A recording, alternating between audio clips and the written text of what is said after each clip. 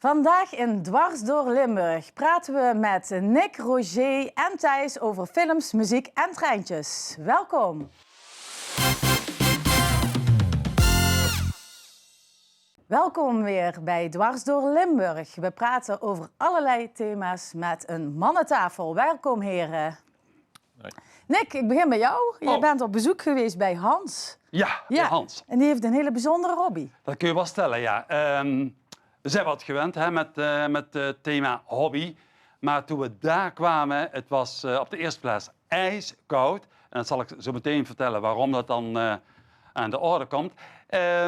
Die man is helemaal verzot op treinen. Dan denk je, nou ja, treinen, sporen, overgang, et cetera, et cetera. Maar het hele dorp, het is een complete wijk wat hij heeft opgebouwd in alle details. Van straatlantaarns tot poppetjes, tot de kiezeltjes. Ik kan het niet opnoemen hoe gedetailleerd die man van zijn hobby, of voor zijn hobby doet, wat hij daar neer heeft gezet. Dat is echt buitengewoon. Jij ging bij hem op bezoek? Ja, ik ging bij hem bezoek. Het was ijskoud. En als je dan de kou trotseert, ja, dan moet je wel echt verzot zijn op je hobby. We gingen een kijkje nemen met 2 jassen aan. We staan hier bij Hans Kolk in Meijel bij een bijzondere hobby. Hans, wat kun je ons vertellen over deze bijzondere hobby? Hoe is het ontstaan? Nou, die is eigenlijk in mijn jeugd al ontstaan. Ik was een jaar of 7 en toen kreeg ik van mijn vader voor mijn verjaardag een locomotiefje. En een Merklin-locomotiefje. En dat staat hier ook nog steeds op de treintjestafel. En dat is eigenlijk altijd me achtervolgd gebleven, die hobby met de treintjes. Maar dat is eigenlijk sinds de afgelopen, ja, zeg maar 10 jaar, is dat eigenlijk wat intensiever allemaal geworden. Ook omdat mijn zoon ook van de hobby gebruik ging maken, van zijn vader. En dat heeft eigenlijk uiteindelijk geresulteerd in de opstelling zoals die hier nu staat. Maar wel via een hele weg. Het is eigenlijk in Zwaagwesteinde begonnen op zijn slaapkamer met een tafel. Later is dit verhuisd naar een tafel op zijn slaapkamertje toen hij in zijn focuswoning in Tiel woonde. En daarna verhuisd naar Beekbergen, het verpleeghuis, het zonnehuis, waar ook deze de grote opstelling eigenlijk is ontstaan. En het is eigenlijk van analoog helemaal naar digitaal gegaan. Wat je nu ziet is allemaal digitaal aangestuurd vanuit de laptop. De laptop heeft een wifi-verbinding met een router hier zo. Die heeft weer een ethernet-verbinding met een CAN-bus systeem. En de elektronica stuurt nu de hele boel aan. Dus je kan vanuit de laptop nu alles laten rijden, functioneren enzovoort. Want uw zoon werd later verpleegd in Beekbergen. En aanvankelijk mocht hij niet die treinen mee naar dat verpleeghuis nemen, heb ik begrepen. Nou, ja, nee. In Tiel woonde hij dus in een focuswoning, was hij helemaal zelfstandig, kon hij alles zelf doen. Maar vanwege zijn beademing moest hij dus naar het verpleeghuis. En daar zei hij toen, ja, en nu ben ik mijn hobby kwijt. En toen zei degene die daar de leiding heeft, maar wacht even, we hebben een ruimte vrijgekregen. En daar mogen jullie je hobby weer gaan uitoefenen. En toen is eigenlijk de 3 delen opklapbare tafel op zijn slaapkamertje daar naartoe verhuisd. Uw zoon is overleden en toen? Hij is in 2023 overleden. Ja, en toen moest het dus weg uit het verpleeghuis. En toen heb ik dus de boel in de schuur hier in Meijel ondergebracht. De Fleismans en de Merkelings rijden hier door de dorpen richting Kasteel, door de tunnels. Is dat de beleving? Nou, er zijn natuurlijk 2 aspecten. Dat is de techniek, ja. Nou, het gaat dus nu allemaal via een CAN-bus systeem. Dat is een controller area network, wat in iedere auto op het ogenblik ook zit. Dat is de aansturing, ja. En de techniek, de printplaatjes zelf maken, in elkaar solderen enzovoort. Maar aan de andere kant de scenery, het landschap. Want mijn zoon die hield van Zwitserland, dus we zijn in focus begonnen met het Zwitserse gebeuren. Dat is hier aan de linkerkant, de 3 delen opklapbaar. En later, het nieuwe stuk, dat is 50 jaar Duitsland. Een stadje in Duitsland. En ja, ieder stadje had vroeger natuurlijk 50 jaren zijn eigen gasfabriek en zijn eigen watervoorziening. En dat wordt dus allemaal gerealiseerd. Dus je bent echt eigenlijk met de historie ook bezig. 50 jaren net de overgang van stoom naar... Ja, hier heb je de houtzagerij nog op stoom werken. Ja, dus dat zijn ook... De leuke van de hobby eigenlijk, dat je kan je eigen wereld kan je creëren in het klein. En vandaar ook dat ik zeg, ja, eigenlijk voor meisjes en vrouwen is het ook een leuke hobby, omdat je je eigen kleine wereld kan scheppen. Ja, door het bouwen van huisjes, de groenvoorziening en noem maar op. Dus dat is eigenlijk uw toekomst nog, de komende tijd. Lekker genieten hier in het schuurtje. In zomer en winter met 30 graden plus en met min 3 graden. Ja, het is hier min 3 geweest, ja. Een paar dagen geleden. En dan is het hier minder aangenaam. Maar ja, ach, dat went allemaal, hè. Nick, dat lijkt me nogal een intensieve hobby. Hoeveel uren is die man daarmee bezig? Vaak. Hij heeft er wel een kacheltje aan zijn voeten staan. Maar hij zit dan zo te observeren, zo te genieten van elk detail wat ik al eerder zei. Je hebt ook een filmpje gezien. Het is voor hem echt genieten. Alleen, dat zei hij ook in een filmpje, de angst van wat gebeurt wanneer ik er een keertje niet meer ben. Hè? Wie volgt mij op, wie neemt het over? Maar dat is natuurlijk later zorg. Maar het genieten staat nog steeds voorop. Ja. Nou, misschien meldt zich nu iemand. Ja, wellicht. Ja. Ja, mooi. Tijd voor muziek uit Horst aan de Maas met Thijs. Welkom. Te beginnen met een drumworkshop. Drumworkshop die is toevallig afgelopen zondagmiddag is die gedaan. En Mike Gravé uit Geleen komt die, heeft die workshop georganiseerd. Er zijn een aantal geïnteresseerden op ingeschreven. En Mick heeft met een aantal drumstellen die ter beschikking waren in een venue. In Tienrij was dat, waar we die georganiseerd hebben. Heeft daar een masterclass gegeven, zeg maar, in drummen. Ja. En waar zouden we Mick van moeten kennen? Hij heeft een aantal echt wel vooraanstaande connecties. De Temptations is genoemd. Sherma Roes, Maan, Anita Meijer en Future Nostalgie. Daar heeft hij zijn sporen in zitten, zeg maar. Ja, oké. En jij hebt wat beelden voor ons meegenomen. Ja.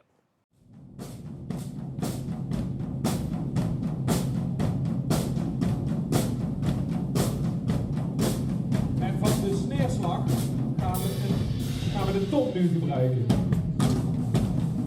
Ja, dus jouw rechterhand mag naar de vloer toe. Ja, en die andere hand mag op de top. Dus. Goed zo.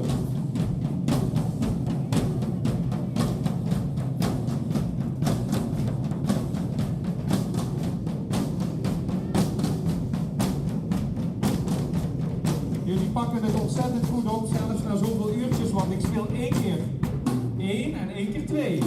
Dus ik doe 1, 1, 2, 1, 1, 2, 1, 1, 2, super, 1, 1, 2.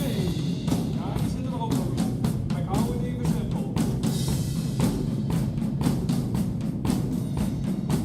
Heel goed, dit is ritme 1.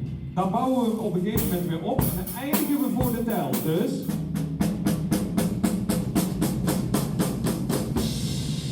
dan gaan we nog een keer doen. 1, 2, 3, 4. Nog eerder. Komt die. 1, 2, 3, 4. Allemaal nog ietsje eerder.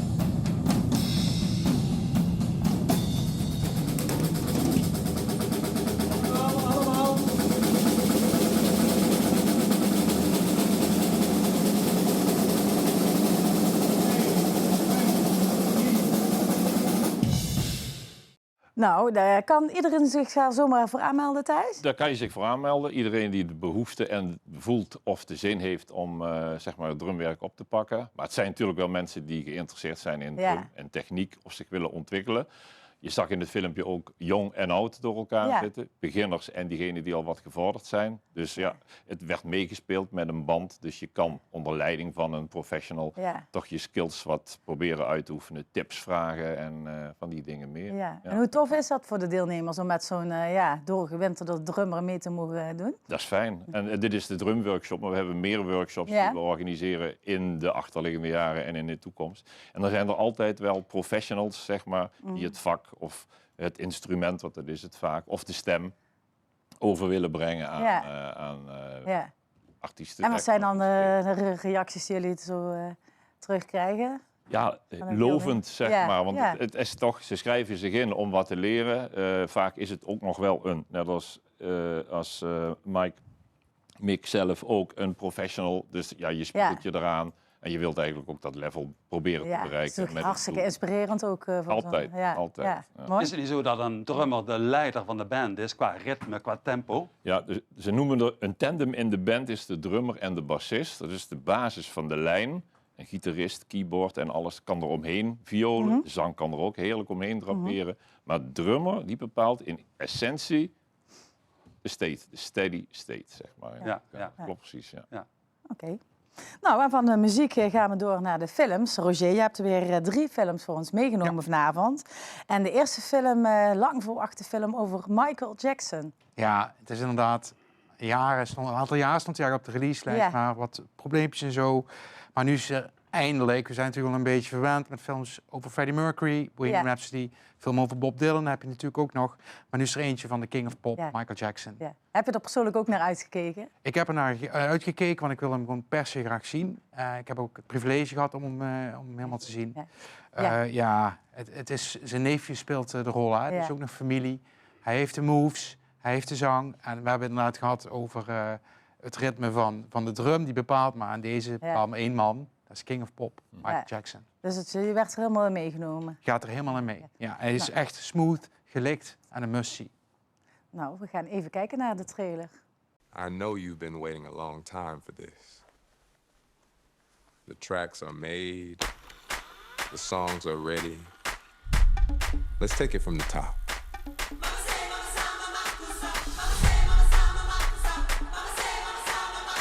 This is your story.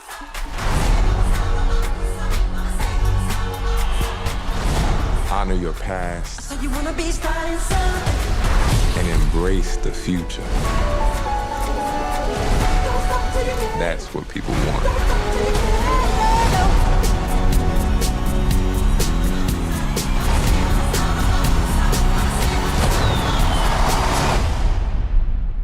Q, can you lower the lights for me, please? Okay, but remember, in here, keep those feet still, my man.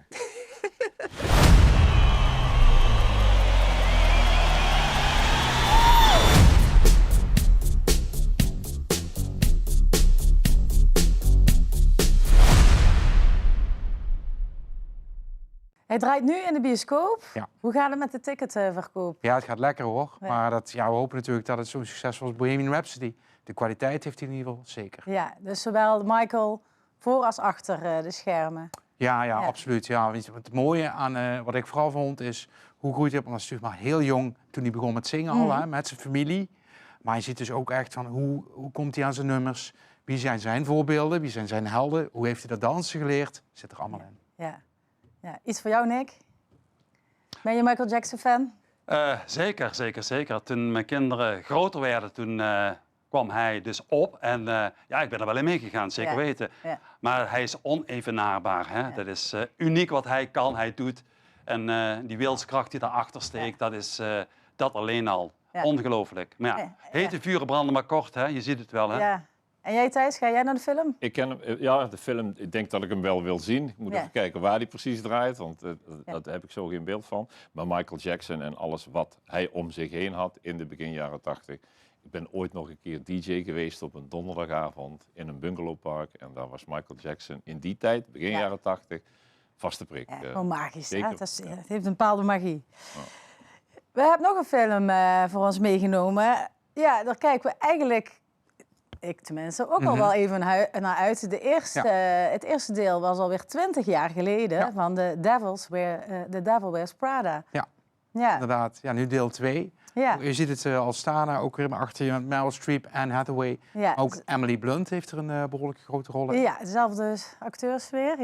Ja. Ja, je ziet de tijd is vooruitstrevend. De modewereld is intensief aan verandering onderhevig. Hè? Dat merken ze maar al te goed. De tijdschriftenbranche, nou, die gaat zachtjes aan weg. Dus het is vechten.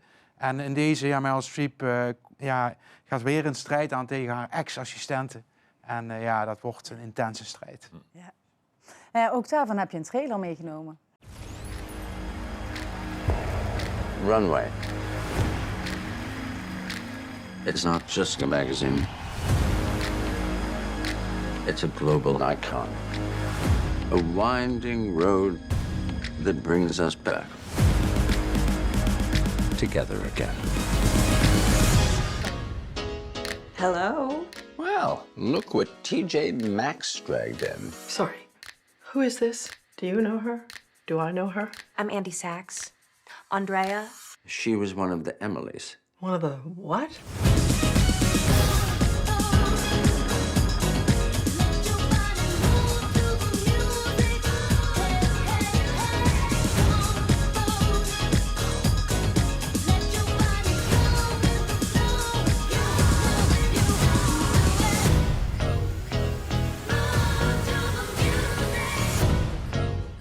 Am I having a hallucination? Hi, Emily. You also know her? We were at Runway at the same time, Miranda. Really? Where was I?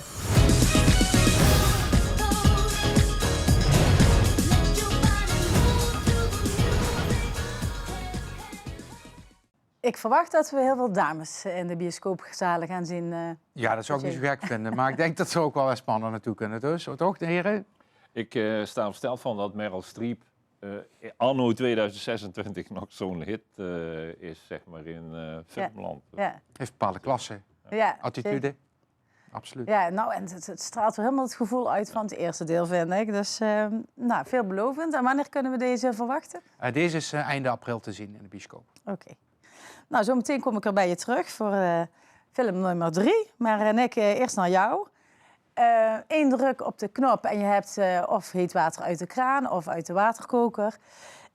Maar als het water dan afgekoeld is, wat moet je er dan mee doen? Moet je dat weggooien? Maar kun je het opnieuw gebruiken? Ja, over het algemeen kun je wel stellen dat het drinkwater uit de kraan gewoon heel goed van kwaliteit is, zeker hier in Nederland. Je kunt het gekookt of ongekookt kun je het gewoon 3 dagen bewaren, in de koelkast zelfs 7 dagen. Dat zou ik persoonlijk niet doen. Ik zou die waterkoker gewoon even omkiepen en schoon water pakken. Je merkt zelf, wanneer je die waterkoker wat langer gebruikt, dan krijg je zo'n aanslag. Hè? Dat is een beetje kalk en toch wel een beetje calcium en een beetje arsen. Dat zijn een beetje schadelijke stoffen, maar nog altijd in grote hoeveelheden komt dat niet voor. Maar dat merk je als alles weggekookt is, het hele water weg, dan heb je inderdaad, in het laboratorium zou je het zien, een heel kleintje beetje arsen. Niet echt schadelijk. Ik zou wel de waterkoker, wanneer je hem dus uit de verpakking haalt, wel even schoonmaken. Dat wel. De waterkoker is er niet bedoeld om iets anders erin te koken behalve water. Hè? Oh nee, zijn mensen die dat proberen dan? Misschien een soepje of zo, weet ik niet. Ja, dus daar is het ook voor bedoeld. Ja. De grootste klacht is eigenlijk het kalk. Hè. Je ziet het zelf in zo'n waterkoker, hè, transparant. Je ziet meteen na een paar keer dat de kalkaanslag komt. Verschilt ook van regio. Hè. Bij ons in Roermond is het wat gevoeliger allemaal, wat meer kalkaanslag. En dan zou ik het gewoon met wat azijn schoonmaken. Ja. Gewoon met tafelazijn? Ja, toch gewoon tafelazijn. Ja. Dus dan kun je daarna ook weer gewoon drinken. Dus niks aan de hand. We gaan even terugblikken op Join the Band. Kun je het eerst even uitleggen aan mensen die het begrip niet kennen? Wat houdt het precies in? Join the Band is een van de 3 letters waar Muziekkantine eigenlijk de pijlers aan heeft. De VOF, verbinden, ontwikkelen en faciliteren. Ja. De V van verbinden zit in Join the Band.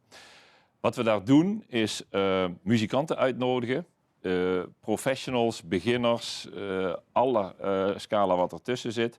Om een keuze te maken uit, laten we zeggen, 20 liedjes die we selecteren. die zetten we in een playlist op Spotify. En die playlist is de basis voor de liedjes die gespeeld gaan worden. Oké. Je maakt als artiest, of je nou bassist bent, drummer, gitarist, zanger of keyboardplayer, een keuze uit 2 of 3 of zo liedjes. Je geeft dan ook aan welk instrument je wilt bespelen.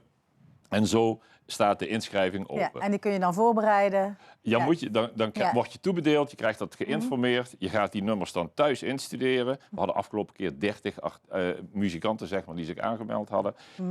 Met 15 liedjes uiteindelijk ten gehore gebracht. Die krijgen toebedeeld, die gaan dat thuis oefenen op de koptelefoon met het instrument wat ze toebedeeld hebben. En het verhaal is dat je ieder het nummer instudeert van die 20. Dus allemaal studeren ze hetzelfde nummer in. Als het een bassist is, die pakt zijn baspartij, speelt van voor tot achter tot hij hem uit zijn hoofd kent. Dan komt op de avond komen alle artiesten in de venue, zeg maar, in de zaal waar de gelegenheid wordt gehouden, bij elkaar.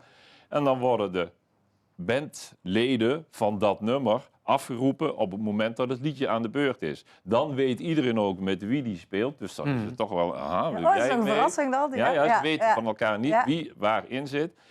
Dan staat iedereen op zijn plek, het geluid is even snel ingeregeld en dan is het aftikken, gaan. Vanaf het eerste seconde moet alles kloppen tot het nummer afgelopen is met alles wat in dat nummer zit. Ja, meestal gaat het goed, moet ik zeggen, want de mensen zijn toch wel in die zin erop gebrand dat hun partij zo goed mogelijk gaat. Dus ja, ze laten niet gebeuren dat er... Ja, dat klopt. En het is ook enthousiast in het publiek. Er komt uiteraard ook een scheut familie bij, maar er komen ook gewoon vaste gasten die op dat moment in die venue zitten. Ja, afgelopen een week of 2, 3 geleden hadden we in Amerika bij Boomsjeu hadden we de locatie vanuit de muziekkantine gekozen. Het was afgeladen vol. Met stamgasten en met bezoekers, zeg maar. En hoeveel keer vond dit nu plaats? Afgelopen keer was het de 3e keer in successie, zeg maar. En we proberen het 2 keer per jaar te organiseren de komende tijd. En we hebben de afgelopen keer dus in Amerika gestaan, bij Boomsjeu. We proberen iedere keer wel een andere venue in Horst aan de Maas te betrekken. Een lokale horecagelegenheid bedoel ik daarmee. Die dus ook daarin de verbinding gaan zoeken, dat ook daar volk naartoe gaat, zeg maar. En ook daar wat besteding heeft, dat het allemaal een win-win situatie wordt. We gaan even kijken en luisteren naar de beelden van de afgelopen keer.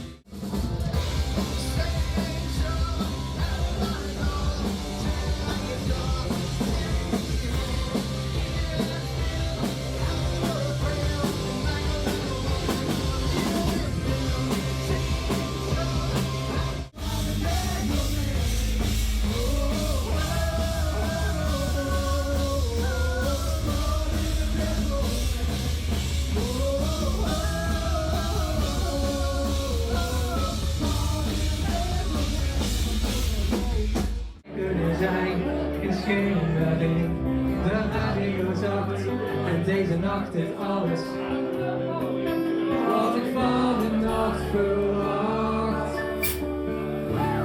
Het is een nacht die je normaal alleen in zit.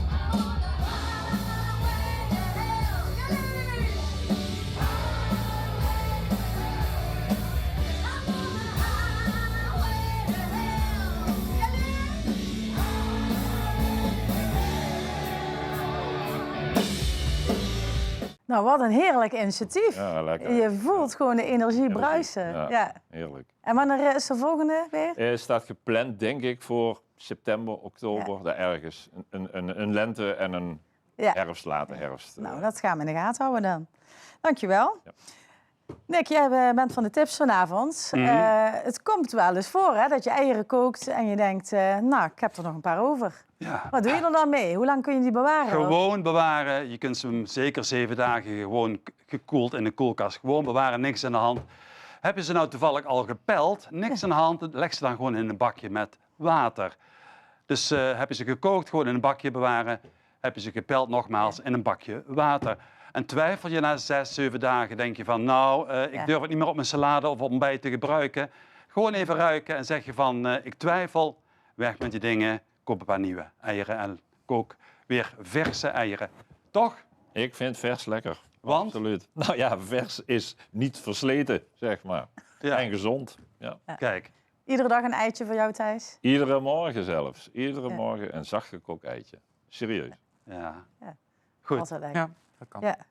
Maar die paaseieren, die mogen we inmiddels wel weggooien, denk ik. Als ik heel even regen, het sommetje erop loslaat, ja, zeker weggooien, Ja. alsjeblieft. Ja. Ja. En zeker met die verf tussen die Ja, ik schalen. weet niet hoe lang ze al in de winkel Weg hebben ermee, liggen. zeker liggen, weten. natuurlijk. Ja, doen we.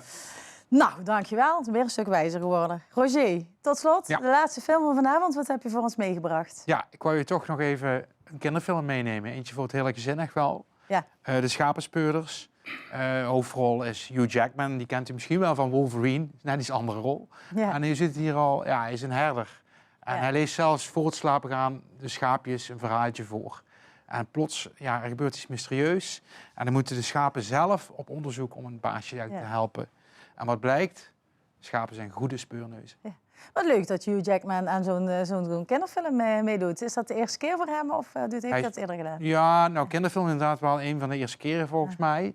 Maar hij kan ook goed zingen. Hè? Dus hij speelt ook in een soort musical Oké. producties. Ja. Maar ja, die man is gewoon veelzijdig. Ja. Nou, je hebt de trailer voor ons meegenomen. Als ik ergens gelukkig van word in mijn leven, dan is het wel zorgen voor de allerliefste dieren ter wereld. Schapen. En dit hier is mijn kudde.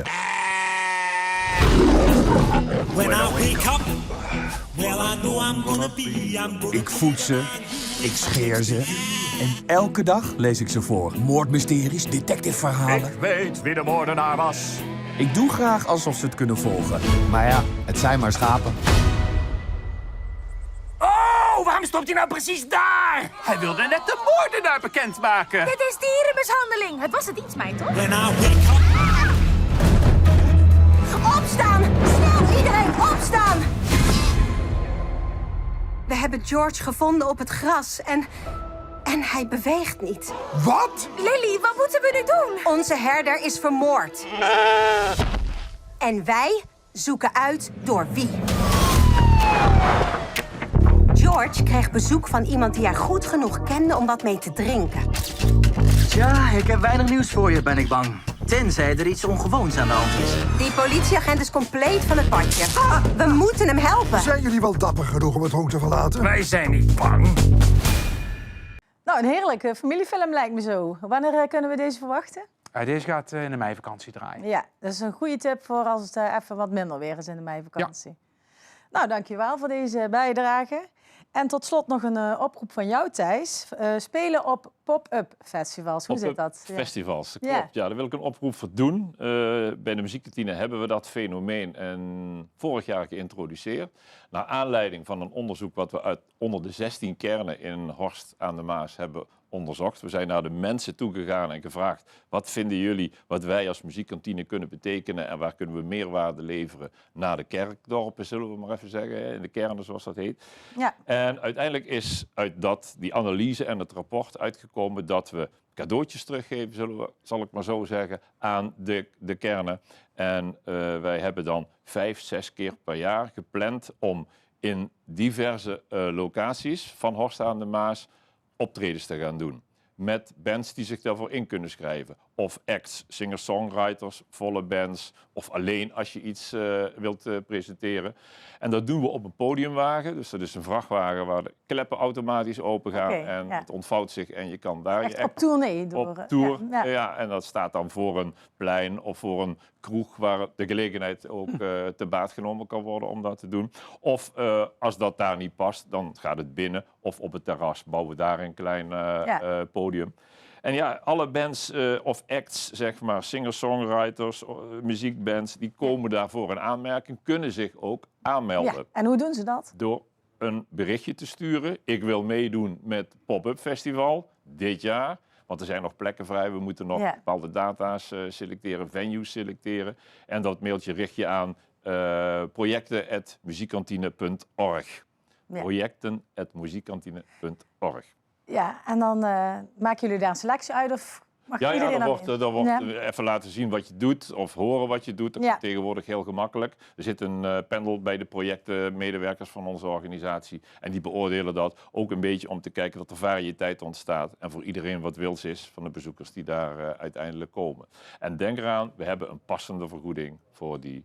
Dus staan er niet voor niks. Hè? Want uiteindelijk vinden we ook dat de venues, zeg maar, hun omzet ermee moeten draaien. Maar ook degenen die de muziek maken, de artiesten moeten we niet vergeten. Zij doen dat ook niet belangeloos, althans in een aantal gevallen. Nou. Dus het is ook goed om daar een besteding voor te maken. Dat doen we.